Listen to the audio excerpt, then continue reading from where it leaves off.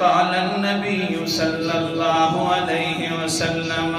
لأستغفرن لك ما لم أنه عنه اللہ اکبر کبیرہ میں اپنے چچا کے لیے مغفرت کرتا رہوں گا حتیٰ کہ میں جنازہ بھی پڑھا دوں گا اپنے چچا کا شاید کہ اللہ تعالیٰ مرضیوں کا مالک ہے فیصلے جو خود کرتا ہے کہیں میرے چچا کو بخش دے گا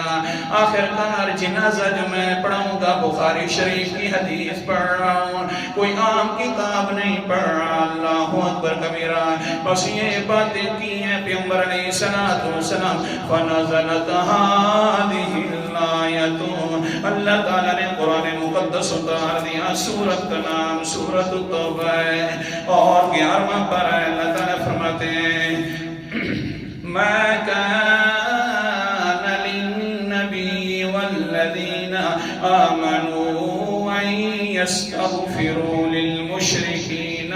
ولو كانوا أولي قربى من بعد ما تبين لهم أنهم أصحاب الجحيم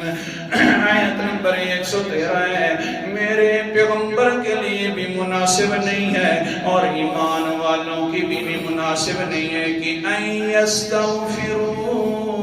للمشرکین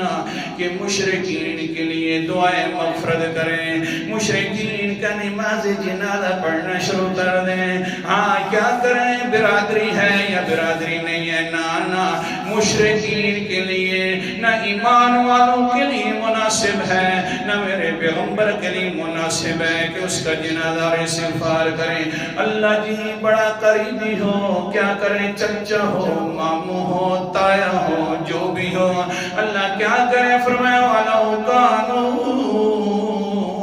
أُولِي قُرْبَىٰ اگرچہ کتنا ہی قریبی رشتہ دار کیوں نہ ہو جا کر اپنے گھروں میں ترجمہ دیکھنا یہ نہ کہنا کہ بس مولیوں کی تو باتیں ایسی ہیں جھگڑواتے ہیں اور کیا کرواتے ہیں وَلَوْ كَانُوا أُولِي قُرْبَىٰ اگرچہ کتنا بھی رشتہ دار قریبی کیوں نہ ہو نہ مشرک کے لیے دعائیں مغفرت کرنے کی بھی اجازت نہیں ہے مشرک کے لیے جنازہ پڑھنے کی بھی اجازت نہیں ہے مشرک کے لیے ویسے صفوں میں کھڑنے کی بھی اجازت نہیں ہے ہاں پھر من بعد ما تبین لهم انہم اصحاب الجحیم اتنا بھی پتہ چل جائے کہ وہ پکا مشرک تھا بات واضح ہو جائے جب یہ پتہ چل جائے جہنمی تھا مشرک تھا تو اب جنازہ نہیں پڑھنا قرآن پاک سچا کہہ دو قرآن سچا